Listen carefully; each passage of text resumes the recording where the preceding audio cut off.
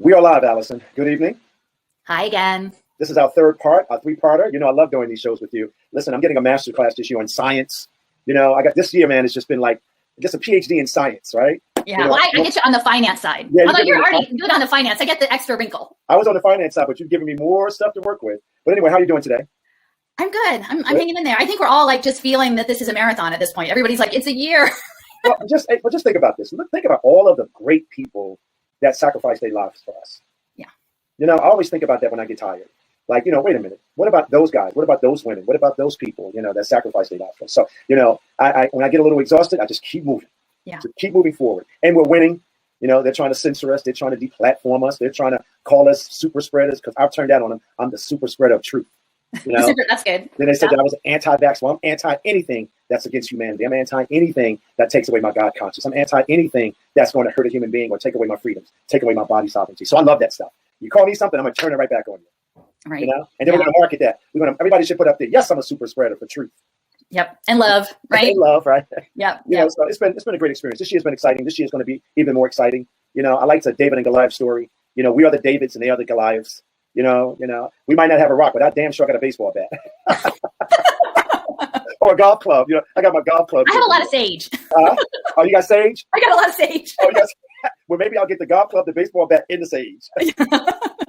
Well, you know what? I'm very excited to do this third part of our discussion. And, and I know education is something that you hold dear in your heart. And I know how much you care about children. And I know how much you care about, education as a whole. And you've been educating the world. I've been following your stuff all over the country. Everybody's calling you because I think what you've done is given them the next piece, the piece that explains it all, the piece that explains, racial capitalism, the construct of the system they're putting in place, right? It's really how it's evolving. It's how it's evolving. And I think that when people get that, it's going to be, they're just going to lose their minds. They just don't understand it yet. But the more we keep talking about it and the more we keep explaining, the finance industry, the big tech industry, the education cartel, now they're using our hospitals as social service agencies to really manipulate and destroy humanity as we know it. It's so, the moving parts, it's just so incredible, but I'm happy it's happening now, so we'll know, so we can all see for what it is. So I thank you for. And I think if you know the history, if you're willing to understand and part at this trajectory and understand this logical extension of it, right? That for many people who feel like they're doing the right thing by buying into the overall arching narrative that is being sold by the power structure, if you give them an alternative narrative that is in the truth of the history, it will allow people to make that shift. I think once you give them that new opportunity, a different way of looking at it. Let me ask you a question. Since you have joined this battle for freedom, battle for humanity, battle for our souls, battle for our families, you put your body on the line. How are you feeling? You feeling okay? You feeling like you made the right decision? You're feeling like the sacrifice? It's a gift. You walk this. I said it before, I'm in my early 50s now. I think if I was in my 30s, different people are at different stages of their lives and they're able to do different things. So I'm not like saying that everyone should follow one particular path, and we all need to find our place because there's a lot of work to do. There's a lot of different kinds of work to be done. But I feel like I'm doing what I've been put in place to do. And in making that, in agreeing to walk this road as it is, I've been with every step gifted with new connections, with new relationships, with new insights, with new opportunities to learn more and share more. And so, as overwhelming as it can be at times, like I'm a much more fully developed human being than I was a year ago. You know what? I actually understand that. I feel the same way, actually. I'm like dialed in, mentally and spiritually. It's all coming out of me, all of those years. I could be somebody just home, like, redoing my bathroom or something. You know what I mean? Like I could be spending my 50s in other ways, right? Then like trying to, preserve natural life in the face of an artificial intelligence takeover. that was so poetic. You took the edge off of it. You took the edge off of the horror of it, right? Yeah, we're regular people doing this. Like, who would imagine that this would be the thing? But we're doing it. And listen, I know that you wanted to do a major presentation to the world today because we have people from Canada and people from all over the world listening to you and following you and wanting to have a deeper understanding of how to understand this matrix that's being put in place to do all the things you just outlined for us. And I want to give you some time to walk through that, and I'll probably interrupt you a little bit. Me, I can't help myself when you get me excited about something. No, well, I think what we do well is we have a good conversation. Right, so. Right. And I hated to pull you in on a Friday night because I know you've been traveling, you've been on the road, you've been putting in hours. So like this is above and beyond. And I'm not going to draw this out. I only have about 10 slides. It's not like 100 slides. Only 10. It's only 10. But I wanted to kind of be timely on this because I know over the past week, there's a video that has been circulating throughout my social media networks around the adoption by the Los Angeles Unified Public School District about this program called the Daily Pass. And I don't actually have the video here. This is just a still shot of the slide on the Los Angeles School District webpage, but maybe we can link it, when we're done with this presentation, we can link the video. Our scientists tell us there are 3 things we must do to stay safe. Wear masks, make sure we social distance, and wash our hands. And now, your school, with the help of Microsoft Corporation, has created another. Introducing Daily Pass, your exclusive ticket for safely going back to school. Each week, you can schedule your free on-campus COVID test. The results are displayed in your Daily Pass. And if you choose to take your test off campus, you can post the results in your Daily Pass. And the moment vaccinations are available, you'll simply be able to schedule yours through your Daily Pass. But the real magic is your daily health check. Just answer a few simple health questions every day, and like magic, your entrance ticket appears.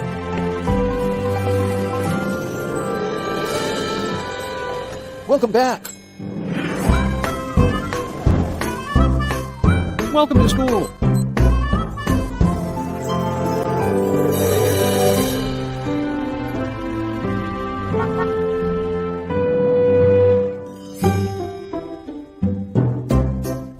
So, how did it go? Dad, I have to admit, I was scared at first, but then I felt so safe. It was so good to be back. Thanks for keeping me safe. I love you so much. Thank you for being the caring family. We're working together with all in the school community to bring children back to school as safely as possible. We're looking forward to seeing their smiling faces back in school where they belong. Thank you.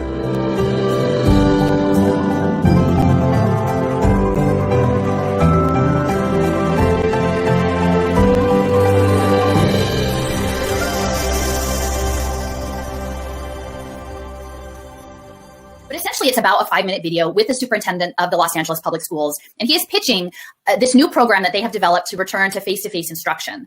And it is a partnership with Microsoft. So again, we know, Microsoft Gates, its hands is in everything from policing to gaming to education to vaccines. Like, we know where Microsoft is in this picture. So they've partnered with Microsoft on a program where students would, and with Anthem Healthcare, and Anthem Healthcare is one of the largest member-provided health systems in the country, and it is the authorized Blue Cross Blue Shield provider in 14 states, including California. It's a major player in the health space. It's also headquartered in Indianapolis, which is also the home of Eli Lilly, pharmaceutical company, and the Lumina Foundation, which is doing a lot around skills and finance and human capital programs. And so when I was traveling back cross country this summer, driving through, and I saged both the Lumina Foundation and the Eli Lilly Foundation on my way through. I did not know, that Anthem was there as well. But so it's all connecting. And there were a lot of people who were upset by this program, not just that it was connected to Microsoft, but the idea is that every single day before a child goes to school, that they will have an online portal and they will answer health questions.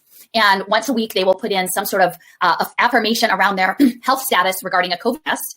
And then they would, through this portal, schedule injections. Okay, so this portal. Let's back up here because I'm going to stop you when you do this. Let's back up. So you're telling me this pass is to basically track the health of students to prime them for not just a COVID pass, but the vaccination. Well, they describe in the video that you would schedule your injections through this portal. And so then the question is the nature of this portal. Is it held by Anthem? I mean, they're implying that Anthem is the partner. What is the circumstances of the data? I think there have been a number of legal challenges regarding COVID testing of many people in different school districts are not aware of the contracts around the testing and what actually happens with the sample that is provided, whether that's a swab sample, whether that's a blood prick sample, that there's a DNA component of that. And I know in the New York City schools, I have a colleague who's been working around that issue with legal support to both surface the nature of those contracts around the testing, as well as they got, it was not in the original contract, but they had it added that the companies had to dispose of the samples, that they could not hold on to any DNA relating to these samples. So there are a lot of questions right now around children's biological material, where it's held and what can be done with it. Okay. So let me ask you a question. So that's in the New York School District. They're fighting that right now? So they were awarded, they took it to court. And then for a while, a number of their contracts for testing were actually held by the New York City Department of Health, not the school district. And so they finally got access to those contracts, and it was not in the original that they would have to dispose of it. I think it did say that they wouldn't use it for something else, but then there was a question of how long would they be able to retain it. And so through that legal action, they were able to add an addendum on to say that they had to actively destroy the samples. But I would say many school districts around the country don't necessarily have the benefit of that legal decision. And so it's unclear in all of these other school districts what is happening with the genetic material. Well, let me just say this to you. A lot of schools across the country, majority of all the schools across the country have been closed.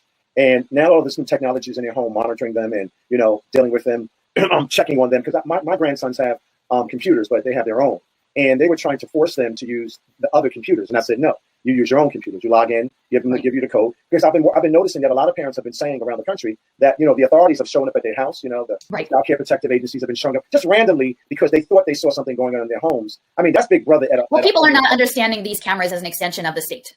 Right. And they're not understanding them as surveillance devices, really, is what they are. And I think we maybe spoke about this in one of our other interviews. Yeah, but I wanted to bring that up because when I'm thinking of the past, I'm thinking of the computer. And I want to have this brief conversation before you go into your slides. You just said Bill Gates. And there's a number of people now that are triangulating the educational marketplace, right, to manipulate families and to really basically destroy our children and take that public entity away from communities, take that public entity away from municipalities. And one of the things I've been finding out, even in my town, that people really don't understand the power of these institutions. I'm not talking about Bill Gates, but what the boards of education and the budgets that they have, they really think they understand. But if they evaluate all of the programs and the money that goes in and out of those schools and how they're experimenting on their children, it's pretty damn frightening.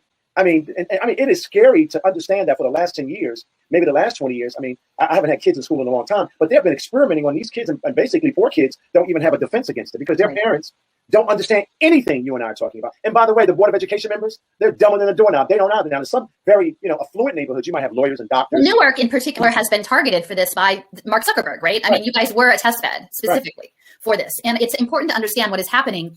Bioinformatics and biotech and synthetic biology, engineering humanity towards a future in which life is virtualized, is a central part of the Fourth Industrial Revolution. I mean, that's what Davos in the world. So it is also steeped in eugenics. Well, what is it in this country? What eugenics, this term is being thrown around, and we've done a lot of shows. I've talked to a lot of people. I think people, don't clearly understand eugenics movement has really never stopped. And the whole process of destroying, the black body or destroying the black male or destroying the black family, eugenics it has always been in play, but now people are understanding what eugenics 2.0 looks like. Well, it's being framed as your safety, right? Absolutely. You want to know everything about your genetic makeup so we can keep you safe. Right. And they're not understanding the power dynamic and that the actual body and the manipulation of your body, even at a cellular or potentially the level of your DNA, becomes a profit center for the life sciences industries. Well, and not just once because, you have cancer and you need a program of chemotherapy to address your cancer. Right. The idea is that they want to create products that they can use on healthy people in perpetuity. Absolutely. Well, let me let you go into your slides because this is important. Okay. Everybody's waiting for us. So let's. Okay. All right. So I just want to mention. So this is this image that the children will go to this portal. It is unclear whether or not if they're doing this on a Chromebook at home, but because I think the intent is that you do it before you go to school and you print out this QR code that then the children will queue up and then have it scanned with a barcode reader and a temperature taker on the way into the school. So who knows exactly how that's even going to play out because I would say even in homes with fairly well-resourced homes, having a functioning printer with ink all the time is going to be a question, let alone if you're housing insecure or you're in shelter or something else is going on. So that their concept that Microsoft and Anthem are providing, and we have to understand this is almost child labor, that children and their health status, not even their health status, but their medical, jumping through medical hoops, the hoops of the medical establishment, creates value both for Microsoft and Anthem Health in this. They present this ticket to get access to an education. Okay. In the video that follows after this, which was one that was widely circulating, it is framed as a fear factor that the child is framed as being afraid to return to school. They're afraid they will get sick. They were afraid they will infect their parents. And that by leaning on this app, by having their lives under surveillance by this app, that it allows them to feel safe and confident. Okay. So in many respects, what we are undergoing right now is collective traumatic mind control. Okay. Say that one more time. It is a trauma-based mind control. It is collective trauma-based mind control that we're living through right now.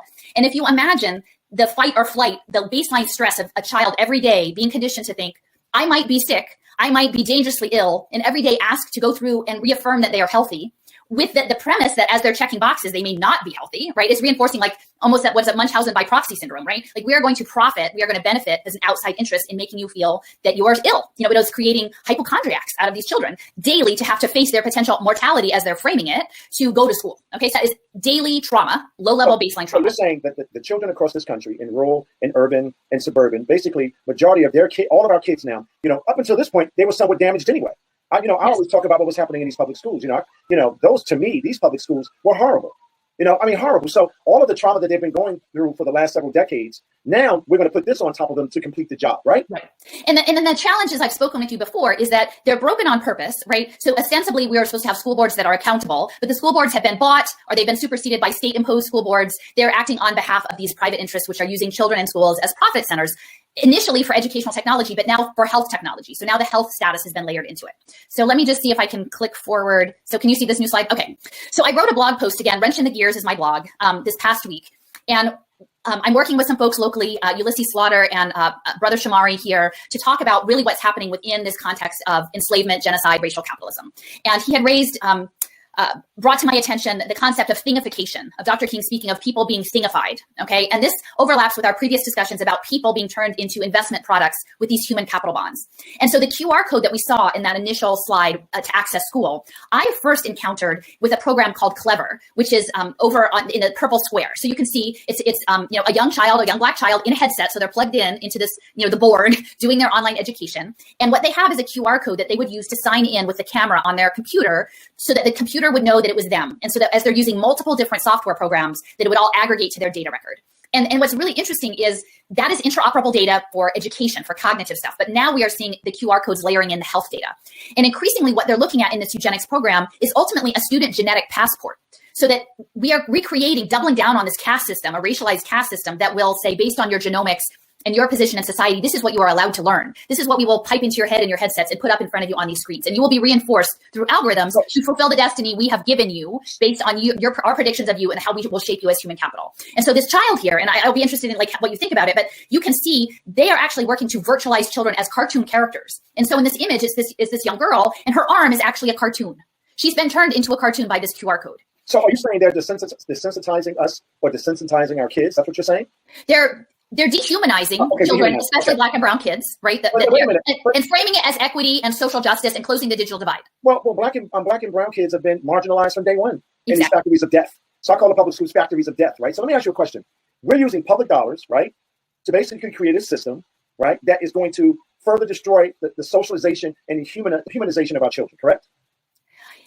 Yes, I would say my one caveat on that would be increasingly less public funds, because in Philadelphia, our situation is that we have created tax abatements all throughout our city so that new construction in these giant, like the Comcast towers, don't pay property taxes, which go to the schools. So the schools are gradually being starved and set up to become investment opportunities for social impact investment. Okay, so what you're saying is that, the more distress the school system is in, these financial institutions will come in and privatize and fund all of the schools to fulfill their vision for controlling the future generations of our Correct. Yes. Okay, so often they're framed as free. Look, we'll give you these free software programs. And so what you're saying too, so because we won't have any money is the way they're planning it, and we won't have income in businesses, it'll be easier for them to come in and take over the school districts and control them to map out their devious plan. That's what you're saying? Yes. And then also in the Every Student Succeeds Act, which passed under Obama, there was a provision in there for pay for success finance, which was kind of this sleeper provision. And it's been sitting in there during the Trump administration, but it's going to pop up now. And what they will say is that if we improve children as human capital, whether that be by how they score on a game, on a video game, or a behavior tracking game, or how we get their family to perform according to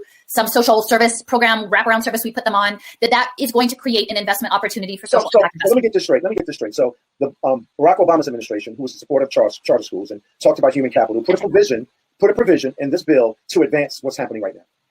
Yes, this is all bipartisan.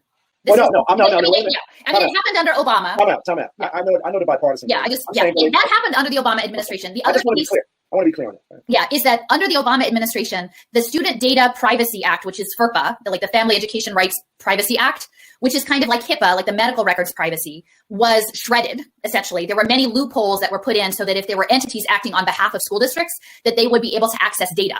And so that was very important for these impact markets to advance, is that they would need to have access to data to prove success, right? And so it was two parts, and I'll talk about that later. But the very act of bringing social services into schools means that the more intact privacy levels of HIPAA, which would be in place in a clinical setting, in a doctor's office or a therapist's office, do not apply.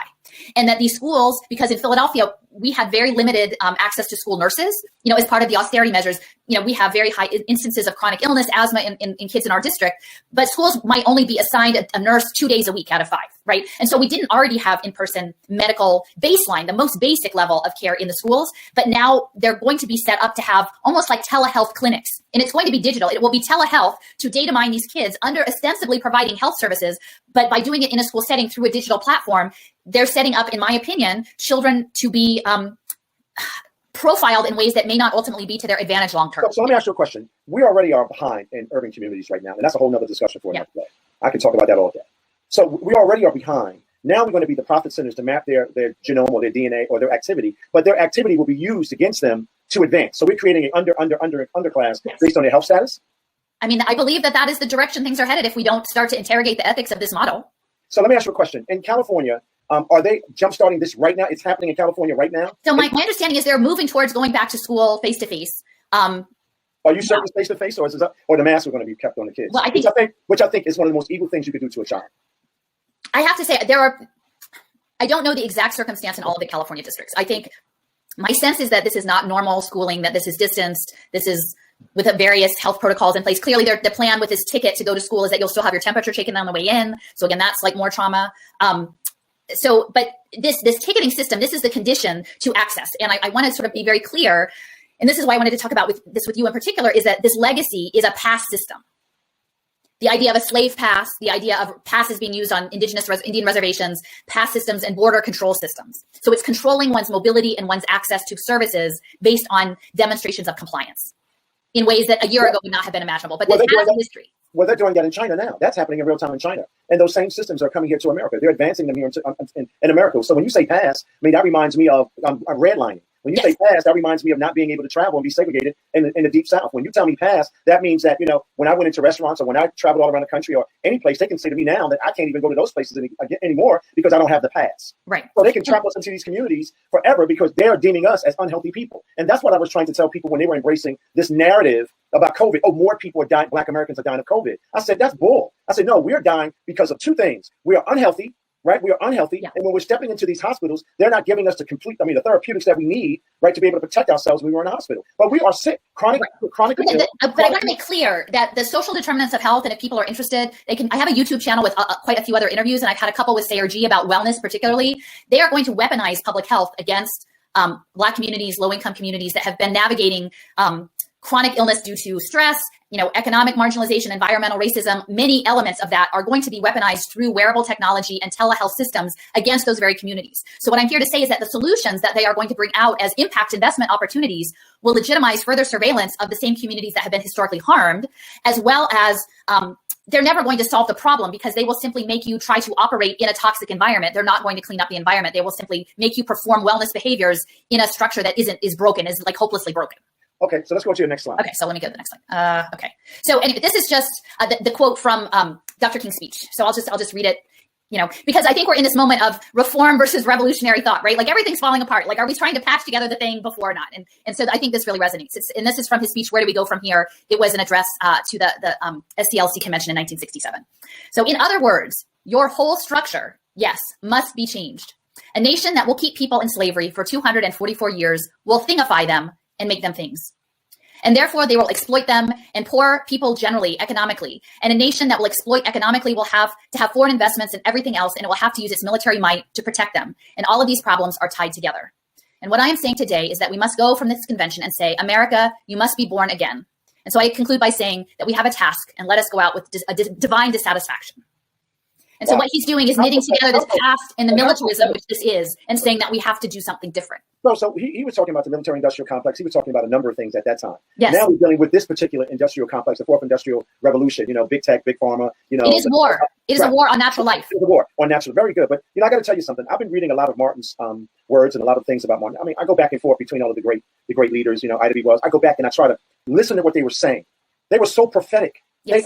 What they were saying now, it resonates it just resonates for me now. So I tell people, you don't have to look far. Just go and listen to what Frederick Douglass was saying. Just go and listen what Marcus Garvey was saying. Just go and listen what the great leaders of our time were saying. Think about it. The same thing that happened in the 60s and the 50s and the 40s is happening on steroids now. And they have this whole genetics, they have masterminded this. They kept us asleep for the last 25, 30 years. We didn't know anything. We didn't know anything, but I did, you did, because I used a lot of this language when I was doing housing development, community development, when I was, masterminding what cities look like. I used this language. So I think what I want to emphasize, because my frame is that what we are being pushed, it won't be us because we're not going along, right? Like we're not going to, but the children, they are after the children to thingify them. Okay. They want the children, especially the toddlers and the early elementary school, to live in a cartoon game world that they won't understand is a military world, that the simulations, that the gaming, that the geofencing is all about militarization and colonization. This is a colonial project too. And now we're colonizing down to ourselves. Well, you use a lot of words that I'm familiar with: colonization, segregation, commoditization, profit centers, all of this stuff. I'm very familiar with that. Yeah. But the thing that I've been watching, I've been around on the road for a while now, and I've watched the children interface with their parents, and I've watched these parents participate in the destruction of their children. These parents they have their 3-year-olds, their 2-year-olds, their 1-year-olds walking behind them like soldiers with masks on. And I'm saying to myself, does anybody understand in this room what you're doing to your kids? I mean, these parents, I want to know, I still say this. I think all of us have been body snatched. I got to tell you. I mean, well, we don't know. I mean, the thing is, no, but wait a minute. Time out. Yeah. Time out. You know, I keep trying to remind you, I come from two parents that were early, 16-year-old parents, right? I dare say they might not have known, but instinctively, when their children came home, they knew why their children should never go to a public school. When their children came home, they knew how to evaluate their child to see if their child. I am no longer buying that. I know people say just me. No, you need to find out. You need to do your due diligence. You need to understand it is not normal, right, to put a mask on a kid. But what's even worse is to dare say or dare suggest that the kid is an unhealthy human being that's going to cause me to get sick. Who would allow that? Well, it's part of the trauma. I mean, what we are in is a military operation, and I believe that it's connected to Martin Seligman here at Penn. It is learned helplessness that's part of the CIA program. I mean, this is, and this is like, I want to touch on this because this was a recent thing about, again, we're talking about the historical continuum, right? Now we've got past systems, we have robot dogs, we have digital shackles that are coming out in terms of tracking people for contact tracing. This is a very direct legacy of this historical trajectory. But even in Ocasio-Cortez saying, we don't want robot dogs, we do want technology and education and healthcare and housing. And so the framing is very subtle and we have to be very clear about where this is headed because it's being framed as a justice issue. So we might not want robot dogs, but what she is positioning is that we will beg to have surveillance in the form of smart housing and Chromebooks and wearable technology and smart shirts and Fitbits and all of these things to keep us safe. And people need to understand that what is coming is there's not, I mean, certainly a dog is more brutal than a wearable shirt, but that shirt psychically over time might be even more problematic. Well, one of the things I find interesting, all of these elected officials, especially these young elected officials that know absolutely nothing, they use these terms and I think she knows. No, I think she knows. no. I got to tell you, I got to be honest with you. I'm not going to be mean tonight, but she doesn't know anything because she has no experience in any of these spaces. What she's doing, she's reading this data and she's saying, oh, when the lobbyists come to the office and they're talking about how these things help people, she buys it because she has no human experience. I talk to elected officials all the time, and half of them shouldn't be running a donut shop. She sounds important. She sounds like she thinks she understands the systems that are being created, but she really doesn't. And that's the sad part. But the parents at home, the hardworking Americans, the hardworking patriots, they're being left out on the side of the road, and we're the only ones that are giving them this information. I mean, sadly, it's very hard to get the information out for sure. So I'm not giving any of them a pass. I'm not saying to give a pass. I'm saying I think she actually does know what she's talking about, and I think it's intentional. Oh no, okay, well, okay. I think it's part of this sleek campaign of framing the narrative. If you allow yourself to be guided in the narrative, they will take you where they want you to go. Well, then okay, I'll accept that one part of your okay, thank you. Go to the next slide. So I just want to frame this because I think it's foundational, especially within impact investing, that they want to set people up as commodities, as debt commodities on the state. They want to make people dependents on the state, and that is very much in line with what was done to indigenous people. And then through that, securitize the debt on managing them as dependents on the state. What are you talking about, Alison? Wait a minute. Alison. I love these conversations with you because I'm being taught stuff too. But let me just say this to you: Black Americans have been controlled by the state because they've purchased the welfare system as a way to live. So we've been primed for this. It's easier for Black communities because, majority of the Black community now, they've accepted this evil relationship with the welfare system, right? We don't own anything. Majority of us don't own anything anymore. We don't control our schools. We don't control our neighborhoods. We don't control our governments. So when you lay all of this out to me, I'm like, well, debt, okay, trauma, okay, poverty, okay, structural racism, okay, innovative finance. We know that language. I know that language. Yeah. Environmental crisis. What are you saying here? You're saying that we're moving in this direction, or are you saying? No, I'm saying that this is the context. So right now, I mean, it's important to understand where we are. And again, this is nothing new. I'm not saying this is new. No, I'm just trying to go back and forth with you. That's all. Well, we need to surface this because this slide is actually a couple years old. But you'll hear things like, MIT has a program called Data for Black Lives. Okay, so MIT, the war machine, is like setting up, thought leaders to say, well, we need more data. And then what I want to question, both in the education space and the health data space, is knowing the concentration of wealth and power and where it stands, and knowing this is an imperial project and a project that's based on racial capitalism. Do we actually believe that having just a little more data will be the straw to break the camel's back to fix this? And and again, clearly I'm a white person, so I, take this with a grain of salt, but I don't think having a little more data is going to be what you need to fix this, because the data is being generated by and fed back into the same system of oppression that is concentrated in the wealth and power in the first place. And so if we understand social impact investing and tied to both the education space and the healthcare space as surveillance and as making the masses create data and profit for the oppressors, right. I don't think feeding into the idea that if we just had a few more Chromebooks, if we just had a few more Fitbits, if we just had like a few more charts, that the situation would be ameliorated. But that's I think all those things you outlined is about consumerism. I think that, we're going out and buying these things. Our school systems are buying them. Our hospitals are. Well, you don't have a choice in Philadelphia. You don't I know, but it's all about their business. It's all about their value. and we are the ones that, our bodies give them that value, right? Yes. Basically, okay, I got it. That is definitely, that's what I'm saying. So, so this is, I put a lot of information into Little Sis. And so this is the superintendent of the Los Angeles school district. And like, you might think that you would have a career educator, right? Be the superintendent of the school system. And like, my eyes are kind of old, so I'm just gonna look, but he actually, like in the mid 1990s, most of his career was actually spent, he founded something called Evercore Partners, which is an advisory firm to investment banking. Okay. So this is someone who worked for the State Department and then who then founded a financial advising firm and was a partner and an analyst with Morgan Stanley and was a partner in Blackstone. So you've got a guy who's steeped in finance, who's running one of the largest school districts in the country. And once you understand what I've spoken of before, that they want to thingify people so that they can create them as people portfolios steeped in eugenics and genomic profiling, and to tuck people away in terms of your compliance with the program. In that context, having someone who built their whole career on government relations and finance, it's logical. But most people don't necessarily peel this back and actually say, what are, Mr. Buettner's, what are, cui bono, right? Who is benefiting? Who's benefiting from having this person managing all of these children as QR codes and temperatures and a data portal? And that's important. Okay, so let me see. Okay, so I want to speak for a minute about community schools, because the Teachers Union of Los Angeles, UTLA, is very much lifting up this idea of this community school model. And this is why I wanted to make the point that simply having more data and having people be dependent on the state or having more social welfare services in your schools could be a problem. Okay, so I've mentioned before that the student data privacy records were pretty much ripped open with lots of loopholes under the Obama administration.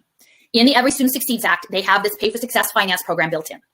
There's now going to be a big push for health services in the schools, okay? But they are not going to be that you're going to have a nice nurse like, Ms. Duffy or whatever in your school 5 days a week. It's going to be a facilitator and probably a screen with a web-based service provider who will then interface with children, perhaps not with parents present. Can you just stop there right there? What I'm finding out around the country in these states, they're passing bills to prime our children for this, because if they're going to be interfacing with our kids, they're taking parental rights away from parents to make decisions for their kids. So when they're in this system, right, when they're being managed in this system, that those kids will make decisions about their personal body without their parents' consent. Did you know that? I mean, we've seen that in Washington, D.C. and other places that they're dropping consent for services down to age 11. Right. And so these impact markets are predicated on issues like chronic illness, like asthma management, prediabetes, which I am saying that those are actual issues that need to be addressed. Right. But often there's structural issues that have to do with the communities in which people are residing, and those communities are affected by longstanding federal policies, around housing, redlining, other things. Right. They're systemic. And so a lot of times the solutions that they're going to be advancing will be about generating data analytics on children. And it's important to understand that within this Microsoft context, Steve Ballmer, who is a high-level executive with Microsoft, is connected with, he has his own social venture firm. He's invested with Blue Meridian Partners, and his wife, Connie, is on the board of Strive Together. And Strive Together is part of this collective impact that is running through United Way. And so the United Way divisions are often getting in and getting parents to sign waivers of even their FERPA rights to share with community-based providers for services. But it's not, they're not a disinterested party. It really is about creating human capital investment markets. And so Ballmer's and Strive Together and Blue Meridian are a key piece of this, and how the United Way interfaces with that. Another serious concern is around mental health in schools and teletherapy and digital therapeutics, because Big Pharma is moving towards things like digital vaccines for diabetes, like video game treatments.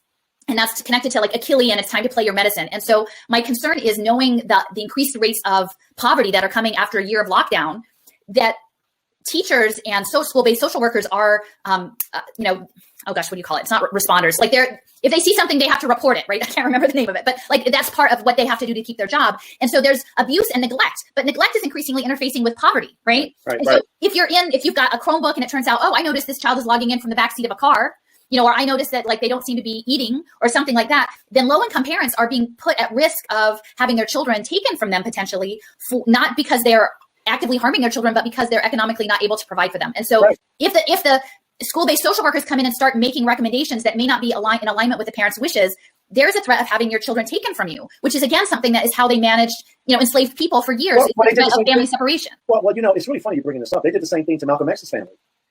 Exact same thing. Wow. When his father died, even though they were barely holding on because of their father and mother's position with Garveyism, Marcus Garvey, they couldn't hold jobs anymore, but they were self-sustaining. So they had their own land, they grew their own food, they developed products that they were able to sell. But when the father, they say died or murdered, the mother couldn't keep it going after a couple of years. The government stepped in and took her children away from her based on her financial, not her mental capacity, but her financial capacity. Took her kids. Right.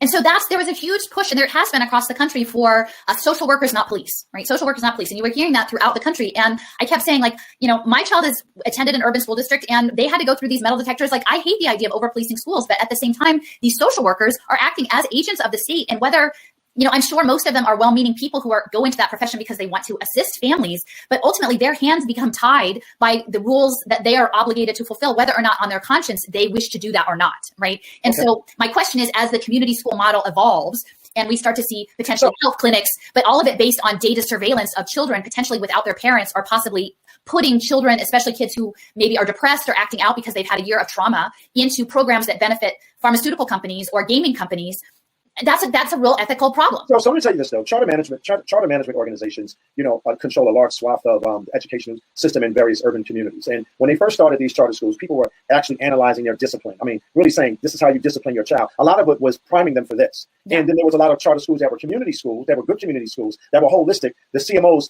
pushed them out of the system. The state and the CMOs got rid of all of those real community schools, right? So now they bring back this community schools language, trying to soften our deeper understanding of what you're outlining and saying. We're going to build these community schools. There's going to be a health data system, and it's going to be where you deal with mental issues. Now, all of the stuff that I actually was against at one point in my life. I'm like, wait a minute, schools should not be used to handle all of these issues. Because, when you walked into school, you had the social service agency. I mean, it became a center that was not focused on educating, but basically trying to manage what was happening in the home inside of the school. When I was younger, I didn't like that process. But now when I'm looking at, they're using this language, community schools, and they're going to soften us to think that these schools are going to be therapeutically helping our children and advancing their health. And then that's going to be when they advance the complete takeover, right?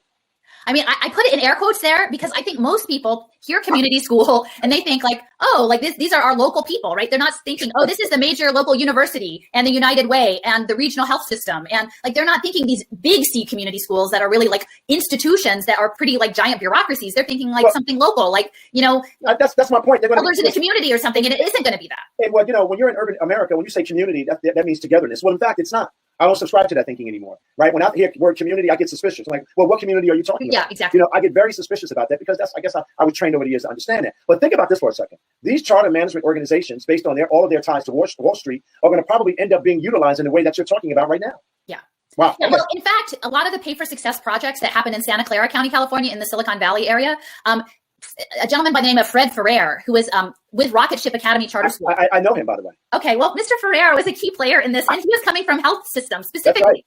He was about concierge health services. And so it was those models in Santa Clara were central, and he brought actually Stephen Rothschild from Minneapolis to that community to talk about outcomes-based contracting. And then Rocket Ship Academy Charter Schools it's very much educational technology. And they were the ones who were doing the clever QR code badges that I started off that slide. So at the time when I was doing this research, I did not understand how deeply the health data analytics were going to factor in because I was not expecting a global health takeover of the world.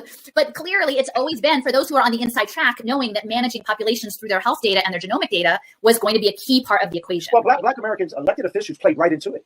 The Black healthcare providers played right into it. They actually pushed this narrative to set us up to what you're talking about. We're more sick than this is why we need this. I mean, the whole narrative, they didn't even understand that they were actually priming all of this to occur. But it's so hard because it's true. Like, the truth of the harm is true. It's simply that the solutions that most people don't know about digital identity. Most people don't know about blockchain. Most people don't know about Internet of Things sensors. Most people don't know about transhumanist graphene nanosensors. Most people don't know any of these things. And so and they're not going to tell you, Well, okay, so go on to your next slide. All right. So anyway, I just want to hit, so we've covered telemedicine and teletherapy. I do also want to touch on, there's something called the 2-generation model, which is coming through the Casey Family Foundation. So all these families who are dispossessed, they're going to say, well, we're going to both fix your child and we're going to train you for the new workforce. So there's workforce data that's going to be collected on families, I believe, and supportive housing. And in Los Angeles, they have a supporting housing project. And I'm trying to remember, I believe it's connected to returning citizens, people who are coming out of prison and coming back into the community. But Eli Broad, who is a key player in Los Angeles and made his fortune in housing development, is, I believe, in a key player in privatization of charter schools that,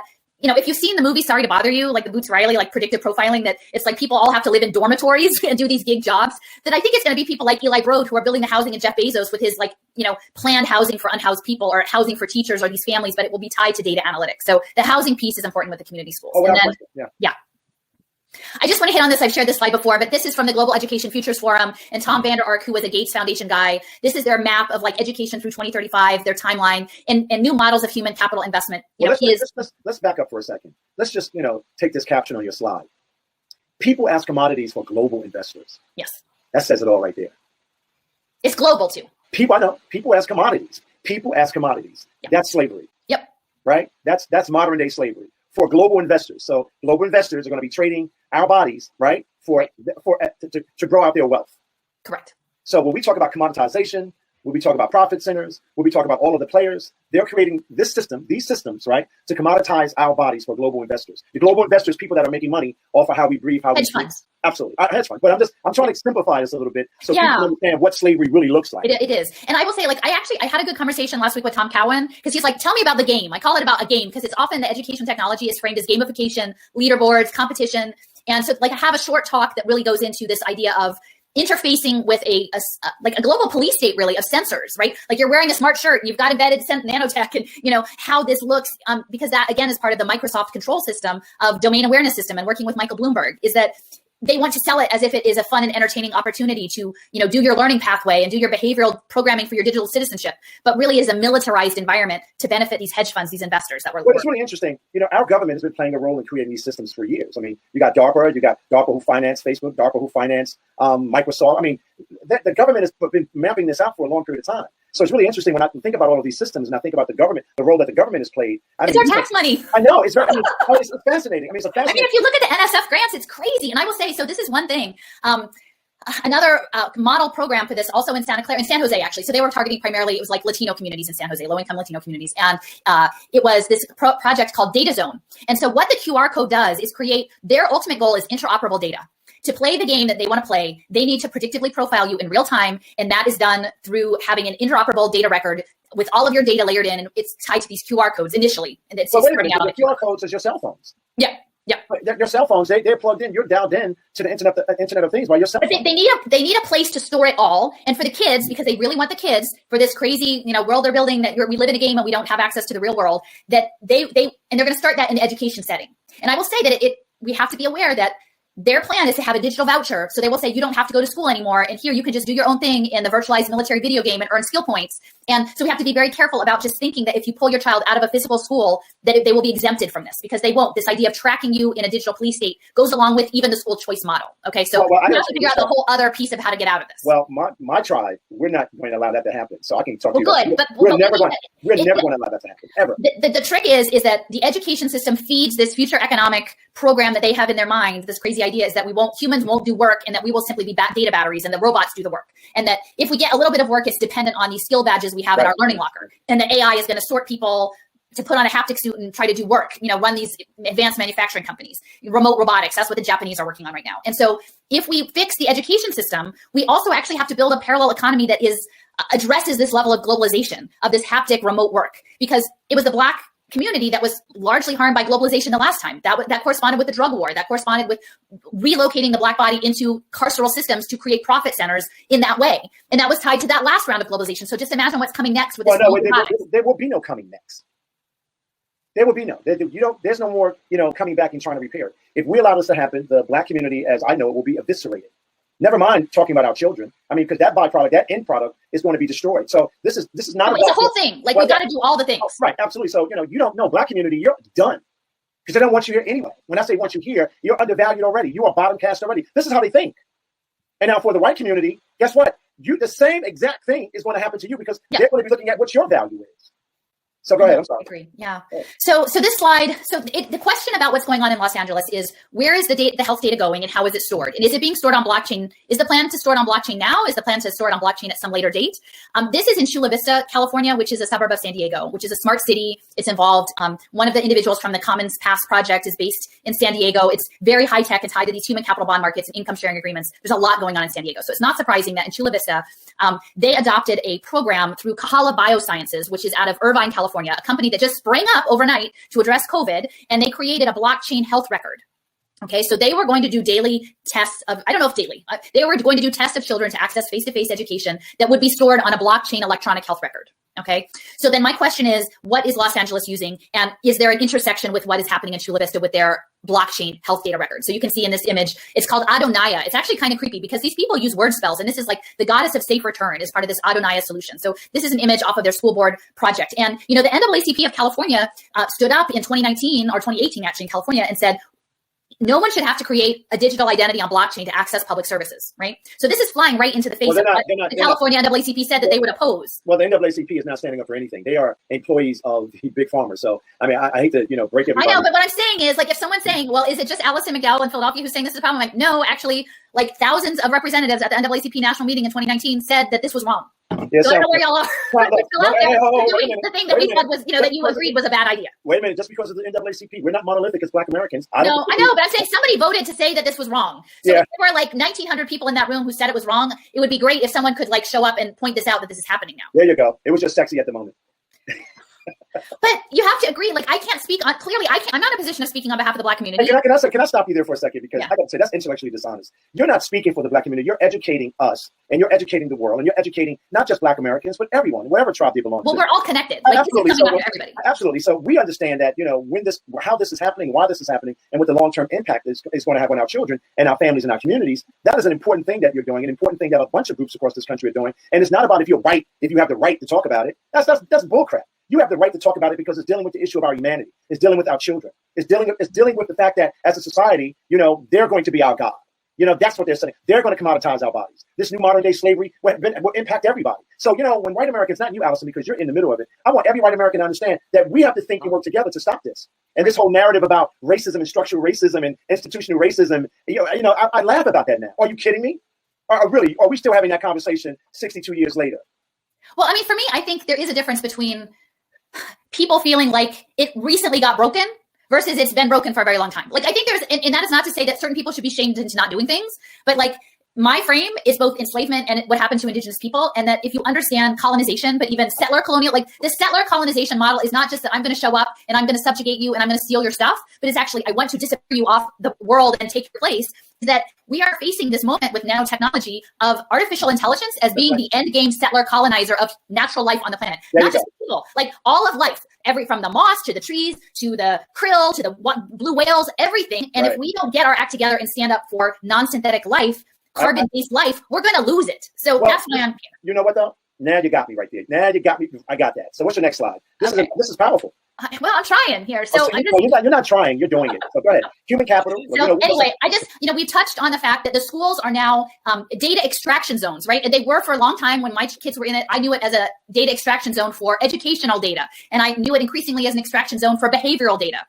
And now they're catching the whole family, and through this idea of wraparound services, which were advanced through the Harlem Children's Zone, which we talked about before, and Paul Tudor Jones, who is a hedge fund trader who dresses up in green tights like Robin Hood, and the Robin Hood Foundation funded the creation of these equations to use schools and educational settings, because the end game is that there won't be any physical schools anymore, to do that data harvest to run their financial futures markets, okay? But they need the digital identity, and that's this interoperable data center that was based, the early version was in a data zone in San Jose, and then it scaled up that was NSF money, and then Chan Zuckerberg, so Priscilla Chan and Mark Zuckerberg, who you're very familiar with in Newark, said, we're going to scale it. So now it's like over 500,000 kids' data is in there, not just education data, but foster data, juvenile delinquency data, mental health data, all kinds of data. And then that scaled into something called the Silicon Valley Regional Data Trust. And that was launched with Priscilla Chan as keynote, and David Hausler, who put the DNA profile on the internet, was there. So if it's not going to be bioinformatics and genomic-based stuff, I don't know why David Hausler was at that kickoff event. And then that feeds into this thing called the National Interoperability Collaborative, which is primarily health data, but feeds to the fusion centers and the National Council on Crime and Delinquency, okay?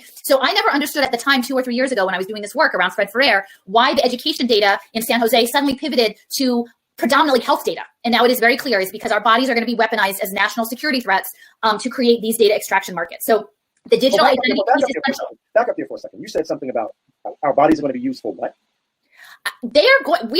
Our natural life, in my opinion, is going to be reframed as a national security threat.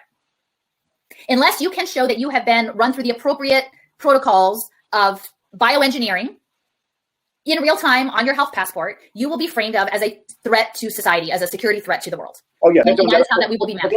They're setting that up already. Yes, you're right. Absolutely. And that's what the health passports are for. That's the Common Pass. And then the question is, with this daily pass that Microsoft has in Los Angeles, what is its relationship to the Commons Project and the Common Pass? Are they connected? Are they disconnected? Or is there a plan to link them up eventually? And, Los Angeles is a huge district, and I think it would be surprising to me that they did not know of each other, right? That they're not aware. There's not an awareness of the Common Pass, Common Project, because the Commons Project, again, which has ties to Technion, and Deborah Estrin, who came out of UCLA, that they do not. It was Common Pass for mobility, but then it was also COVA Pass, I believe, which was the health and education and work-based access. So, we need to get more information. If there's folks in California, I'd really like to sort of dig into this a little bit more. But the interoperable digital identity is what will run these human capital markets, whether it is work-based learning, online learning, gamification, mental health services, and it's all running into this larger risk profiling feature, which again feeds back into signals intelligence, both for the military and the hedge funds. And then, so this is something that Ulysses brought to my attention, I think the week before last. It is a contact tracing system. And this is being used in a private school in Hollywood. Okay, so like greater Los Angeles area, but it's a private school. And this school, I think it's I'm trying to remember the name. It's like the Center for Early Childhood. It goes back to the 40s and it was started by psychotherapists. So it was the site of the first Head Start pilot project. So this school has long-standing connections. It's a very exclusive school, and they're saying we need contact tracing for our kids to make us feel safe. And so this is an image of the device that is going to be used, and it has a little clippy like a lanyard, and they're going to clip it on children, I think, from 3 years old up to 12 years old. Okay, the company that created the system, it's three separate companies called VOS Systems, VOS, and like one of them was about labor analytics. So it was like Taylorism. And then the other one was doing smart textiles based in North Carolina. And they were doing smart wearables for the military. And the Navy has a contract with them as well. Okay. So this is militarized technology that they're hanging on children. And they're saying like, we need this to feel safe for our contact tracing in schools. And I feel pretty confident that the way they set up these equity narratives is that they will put it in the private school. And then all of the public schools in the low income communities will then be set up to clamor to ask for that surveillance. Right. Just like they're doing with this vaccine. You know, more white people, more rich people are getting it. So Black Americans, you better go get it because it's racism. It's injustice. Right. So I mean, if you can deconstruct the narrative, if you can look a couple steps ahead, you know, AOC is saying we don't want robots, we want better health technology. Like that's what the better health technology is. Since we want to hang a clippy contact tracer on every kid, right? I told you she doesn't know what she's talking about. Go ahead. She does. That's what I'm saying. She does know what she's talking about. She's a shiny new object. She's a shiny new object, and she wants to sound intelligent, and she doesn't understand the damage she's going to do. I think she. I've been around a lot of young kids like that come in with these formulas in their head. And I'm like, well, you know, the byproduct of that is this. Oh, I didn't know. I mean, now she's a congresswoman, so she's setting policy, and she scares the hell out of me because I meet a lot of elected officials. You know, and they put on this, you know, this act for me as if they understand the variables of what we're talking about. And they take one clip out of their public policy narrative and they say, well, this is why we're doing it, because it's going to help poor people. No, what we should be doing is running you out of office because you don't know anything about poor people. You know, so I'm sorry. I'm just going to be very, very tight in that area with you. But let me let you go. Well, I'm just saying that I think she does know. She's doing it anyway. So this is, I mean, because the Green New Deal is all about this. It's both financializing nature and financializing poverty. So I just wanted to share this. This was from the Harvard Business Review. And, you know, people say like, oh, conspiracy, but like they tell you straight up what the plan is. And this was like from last April. And again, framing vaccine access as an equity issue globally, because it's not just the black body in the United States. It's an imperial project. It's the global South. It's Africa. It's India that they are targeting for to get within this sort of track and trace system. And at this point, like they don't even need the little lanyards to track the children. They were talking in the Harvard Business Review of plans to use satellites to track African children for their vaccine uptake compliance. Now, let me just say this. It's funny that you bring up the Harvard Review. I just stopped my subscription, right? I did about 5 months ago because, you know, Harvard Review, Stanford Innovation Review, you know, I was getting them all these years. You get a good insider information. I know. You know what, though? I'm going back tonight, and I'm getting it back. I'm going to have to go back. I mean, I'm like, Harvard's telling you exactly what the MIT, plan is. But MIT also. Oh, the War Machine. Yeah, for sure. That's what they are. MIT. It's MIT and the War Machine. Yeah. Yeah. Well, I mean, Netanyahu went to MIT, right? And now we see how things are playing out in Israel, too. So, you know, like it's this high tech. I said, you know, beware because you're going to develop a high tech economy that's going to come after your kids, you know, as data. And this company, Macroeyes, I believe might have been an Israeli company. They're doing the satellites and they're saying this is the future of health. And look how they are representing humanity, right? And it is really signals intelligence. And it has this sort of rainbow protocols to the Sustainable Development Goals. It's like we're just blurring what it means to be human into dots and dashes that we can manage for our profit. And so you think about the tracking the people from the satellites and,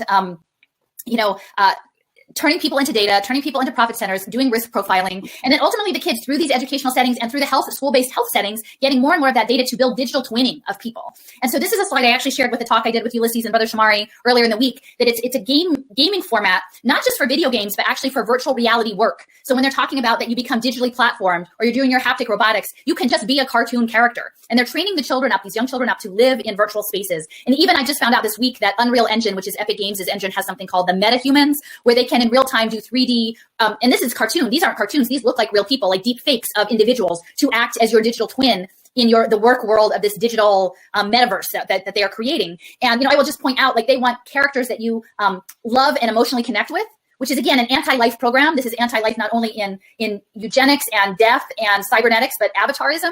And if you look, I think that there is maybe one Black person in this group of images. Well, so in the program that Ulysses actually developed, it's called CITE, C-I-T-E, Capture, Inject, Trace, Erase. And so we have one more session coming up on the erase, but this is the erase part. We have extracted the value out of Black and brown bodies, and now we are just going to erase you out of the equation. Okay. So I think that's it. So I don't know if you want to turn off the slides. If you have thoughts, Well, or you can close out and just have a Friday night. No. Hey, listen, this is my Friday night. I told you a lot of these things you're talking about.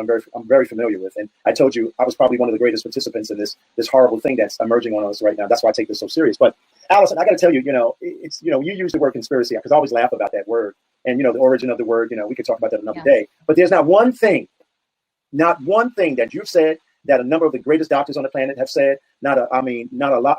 Just not one thing that I've heard from any of them that's untrue.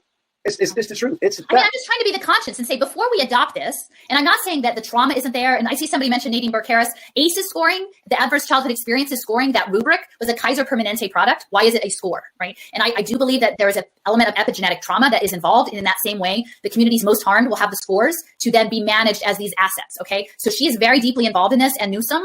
They are weaponizing all of this past harms in ways that will cause further harm. And my framing is that the social impact investment space will never kill the source of its profit. You will simply grow poverty and manage it better. It might ameliorate it. It might make it a little bit better, but it will involve digital surveillance of those entire populations. So, well, I think you do a great service for all of us because like you said, some people might not know. I'm always tough in that area. They might not know. And the information that we share at the Urban Global Health Alliance is about empowering people. Yeah. It's about sharing the right information. It's about building, a healthy body, which we believe is a healthy community, which we believe is a healthy society.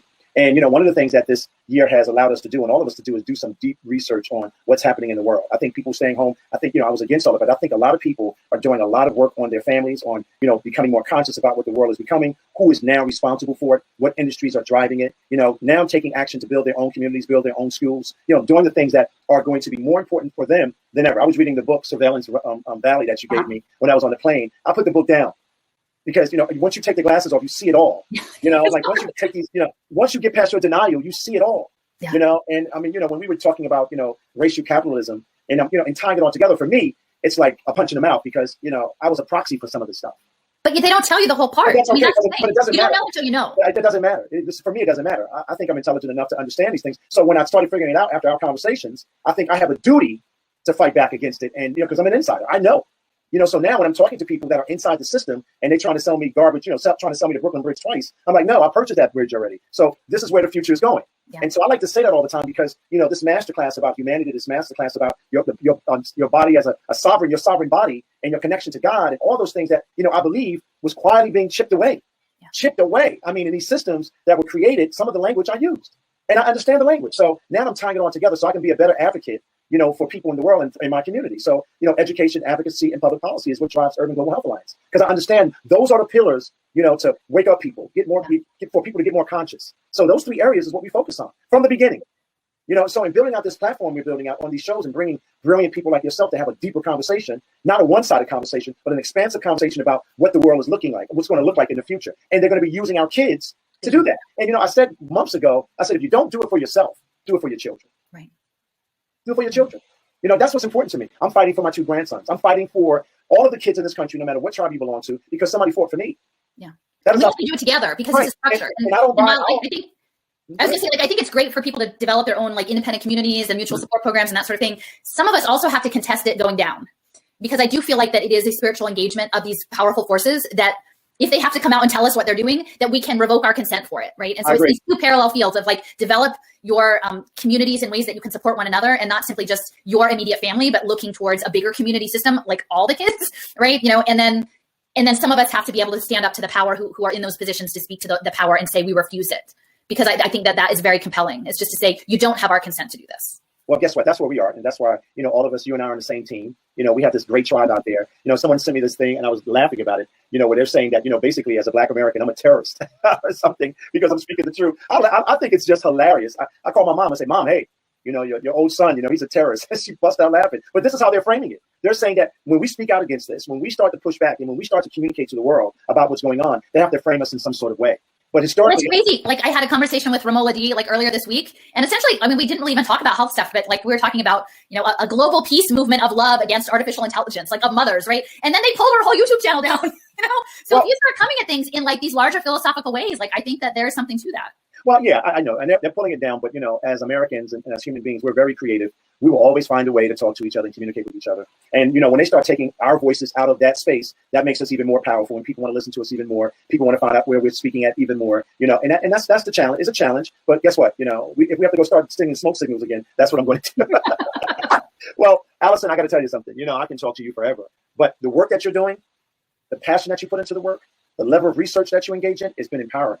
I mean, you sharing this stuff with me has just been phenomenal. And you are just, I got to tell you, every time I get off of a show with you, I'm going, like, I don't go to bed until 1 and 2 o'clock because I start reading, then I start analyzing what you're saying. And, it's pretty. Well, I think I'm doing, I'm supposed to do this. I think you're supposed to do this. I think you're supposed to connect. I think, I wrote pieces to the Chicago Teachers Union when they were advocating for community schools, 2 years ago, I think. And I was like, listen, here's some red flags. If you want this, understand, put some safety nets. If we're really going to try to address these very real and present dangers, we have to put in protocols to protect kids' data, to protect them from being these commodities. We have to do, we owe it to the kids to do that. And it didn't go anywhere at the time, but maybe it wasn't time yet, right? I have a store of 4 years worth of material that every week it's coming back out. Oh, Jeff Bezos is going to do Montessori schools. Here's the piece I wrote about that. And then it's ready to go. So we're doing what we're supposed to do, I think. Yeah, and thank you for being available. I'm available. I'm available for this every day. I've dedicated my whole life to this, to the end.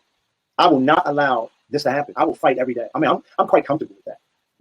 I really am. I have no problems with getting up every day and working on this every day because humanity is important to me. Body sovereignty is important to me. Being able to love my family and protect my family and earn for my family is important to me. And no fool, no wealthy human being is going to take that away from me because he thinks he's God. There's too many people that died for me. There's too many people that died for all of us. People fought wars they thought they fought wars to protect our, body sovereignty and our right to live and right to breathe and the right to be family and to right to, worship the way we want to. I will not die knowing that I didn't fight back. Yeah. And I really mean that. I am serious about that. I am very single focused. So it's happening in a time of my life that I have a deeper understanding because of my life experience to pursue this, not in a fearful way, but in a truthful way, and to take all of that negative stuff and just push it back on them. And that's what you're a powerful role model, Kevin. Well, it's so grateful our paths crossed. Well, I thank you. I appreciate you. And, somebody said, hey, my body, my choice. Absolutely. My body, my choice. My breath, my choice. My family. An informed choice. I think that's the key. An informed choice. Absolutely. And, I can't tell you I love you. I can't tell you how much I love you. And I appreciate everything you're doing for us. Now, we got to do our fourth. So we did 3 sessions. Now we got to do the fourth one. Now, the fourth one is pretty interesting. I want us to come up with 12 slides of action steps for everybody to listen, to follow, what to do in their school district, what to do when they hear the language, what to say to their elected officials. I want to work. We should work on that. Okay. Give me a homework assignment. Well, you know what, though? I think right now it's all about action. People need to be able to know what to do. I think people are feeling a little bit not sure what to do next. So yeah, that would be a good idea. Well, the number one thing they should do is be protecting their children. Yeah. I'm not sure. I can't tell what you do in your household, but everybody, any good human being wants to protect their child. And those people don't have their best interest, their children's best interest at all. So I always quiz my grandkids. I said, if someone says this to you, what do you say? I can't do anything until I talk to my mother, my father. Oh, and by the way, my grandfather. When they say grandpa, they know. You call me, my granddad wants to know. And I test them all the time. I said, well, what did that teacher say to you? Well, Grandpa, this is what I said. Wait a minute. What did I tell? So I just walk them through those exercises. Well, I love you. I appreciate you. God bless you. God bless your family. And let's continue to keep working together. And we have a lot more to do. And listen, let's just say this to everybody that's listening. It's ours to win and it's ours to lose. We were made for these times. Thank you.